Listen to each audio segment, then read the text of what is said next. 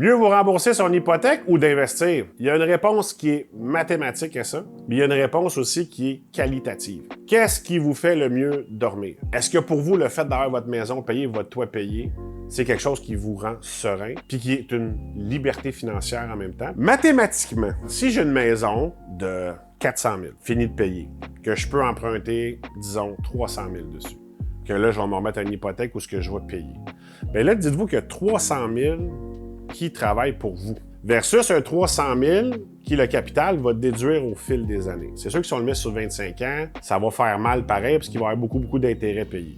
Le problème qui peut arriver, c'est que le placement que vous avez fait ne génère pas assez de revenus ou que même le placement que vous avez fait fait des pertes. Donc là, vous subissez des pertes au niveau de votre capital et en plus, vous payez de l'intérêt sur le capital de votre maison. Donc, il faut vraiment le calculer puis vraiment faire son appréciation de risque.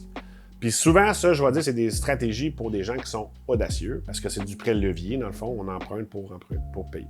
Maintenant, si on enlève le prêt levier, puis là, vous dites, OK, est-ce que je rembourse plus vite ma maison? Je voudrais mettre 500 $ de plus sur l'hypothèque de ma maison aujourd'hui, versus je prends le 500 $ puis je le mets dans un REER ou dans un CELI.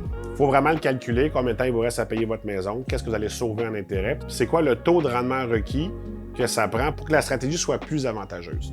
C'est quelque chose qui se calcule. Il n'y a pas de réponse claire là-dessus. Ça va dépendre du temps devant vous, du montant investi, du rendement espéré, du taux d'intérêt payé, puis de votre profil d'investisseur, puis de comment vous percevez le fait d'avoir une maison.